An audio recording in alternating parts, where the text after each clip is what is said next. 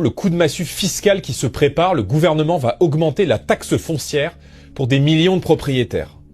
Cette hausse, ce scandale décidé dans le dos des députés, le ministère de l'économie le justifie par une réévaluation des éléments de confort qui n'ont pas été pris en compte par le passé. En langage normal, cela signifie que vous serez condamné à payer plus si vous disposez chez vous par exemple d'un chauffage ou d'une salle de bain moderne.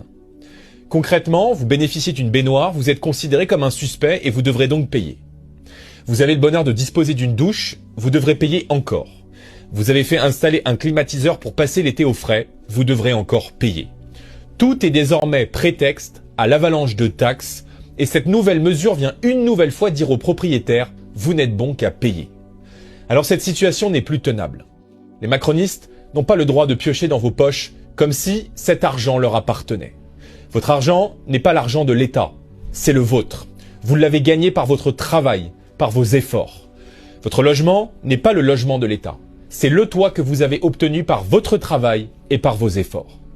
La fiscalité en France est devenue si confiscatoire qu'elle porte désormais atteinte au droit de propriété. Alors face à ces abus, il est du devoir de chaque Française et de chaque Français de réagir. Venez à nos côtés. Venez à nos côtés défendre la paix fiscale et le droit légitime de profiter en paix de son logement.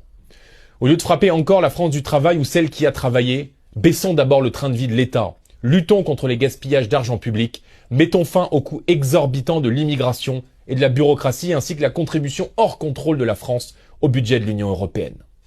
Je demande solennellement au Premier ministre de renoncer à cette mesure. Avant de prendre la porte en 2027, Emmanuel Macron ira-t-il jusqu'à rétablir l'impôt sur les fenêtres supprimé au début du siècle dernier?